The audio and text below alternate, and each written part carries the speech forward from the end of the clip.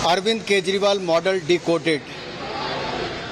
You have all the power to make money through corruption, spend hundreds of crore rupees on your publicity with no accountability, and when you get caught, you have no accountability but you fix liability on someone else. देश में किताब छपी थी जिसका नाम स्वराज, लेखक अरविंद केजरीवाल जी। स्वराज में अरविंद केजरीवाल जी ने लिखा है कि सरकारें जनता से बगैर पूछे ठेके बांटती है, महिलाओं से नहीं पूछती, पैसे बटोरती और ठेके दे देती है।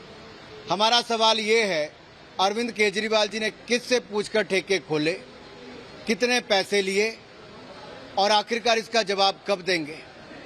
मोहल्ला क्लिनिक से मोहल्ला ठेका, ये अरविंद केजरीवाल मॉडल है। मोहल्ला क्लिनिक में दवा नहीं मिली, मोहल्ला ठेका में घर घर दारू पहुंचाने का काम इन लोगों ने किया है। और जब इनका भ्रष्टाचार पकड़ा गया तो 24 घंटे की मैंने मोहलत दी थी कि अरविंद केजरीवाल जवाब दें। अरविंद केजरीवाल जी आज तक भी मुंह नहीं खोले हैं। ये अपने आप में मोहर लगाती है कि ये क्या करते हैं, कैसे करते हैं और कितना बड़ा भ्रष्टाचार इन लोगों ने किया है।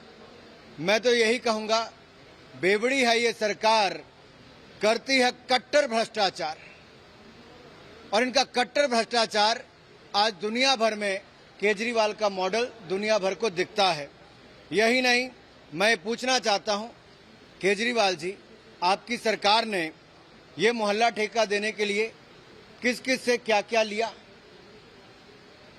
आपका मॉडल ये हो गया, पैसे दो ठेका लो, और आज तक इनका एक भी प्रवक्ता, एक भी मंत्री, इनके मुख्यमंत्री जवाब नहीं दे पाए, क्योंकि अरविंद केजरीवाल जी को पूरी शक्ति है पैसा बनाने की। सैकड़ों करोड़ रुपया अपने प्रसार पर, प्रचार पर खर्च करते हैं, जो जनता की गुड़ कमाई का पैसा है। जब पकड़े जाते हैं तो जवाबदेही इनकी कोई नहीं होती और दूसरों पर दायित्व तय कर देते हैं, उनकी जवाबदेही तय कर देते हैं। अरविंद केजरीवाल जी के पास एक भी विभाग नहीं है। जो दवा देने वाले काम करते थे वो आज जेल में है, मोहल्ला क्लिनिक वाले, और जो मोहल्ला दारू देने वाले हैं उनके ऊपर भी भ्रष्टाचार के गंभीर आरोप आरोपी नंबर 1 पर लगे हैं। लेकिन किंग पिन आज भी चुप है, मौन है। आखिर केजरीवाल जी का मौन कब टूटेगा? भ्रष्टाचार, जो घोटाला, दारू घोटाला, शराब घोटाला हुआ है, उस पर केजरीवाल सरकार कब बोलेगी?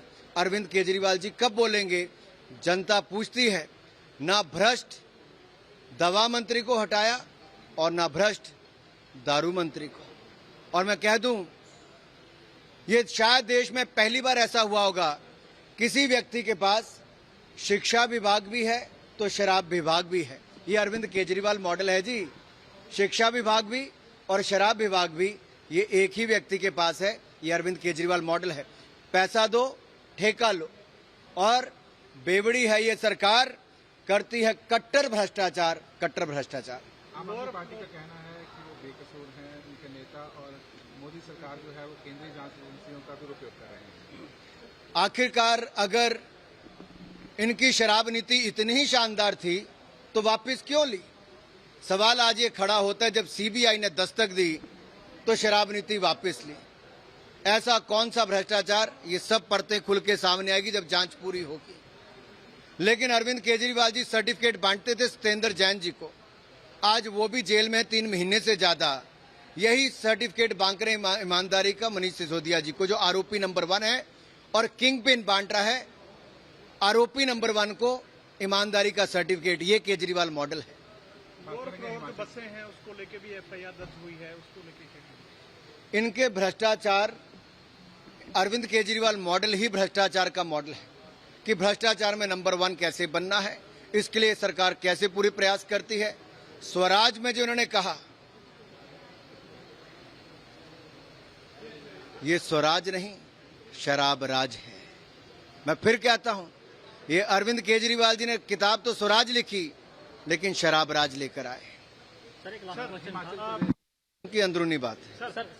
हिमाचल फॉर्मेशन के 75 साल जो है वो पूरे हुए हैं, प्रगतिशील यात्रा भी कार्यक्रम आयोजित हो रहे हैं, आप भी शिरकत करेंगे, क्या कुछ कहेंगे? हिमाचल प्रदेश ने बाकी राज्यों की तुलना में बहुत शानदार काम किया है और मुझे पूर्ण विश्वास है लोगों के आशीर्वाद से हिमाचल आगे और आगे बढ़ता रहेगा।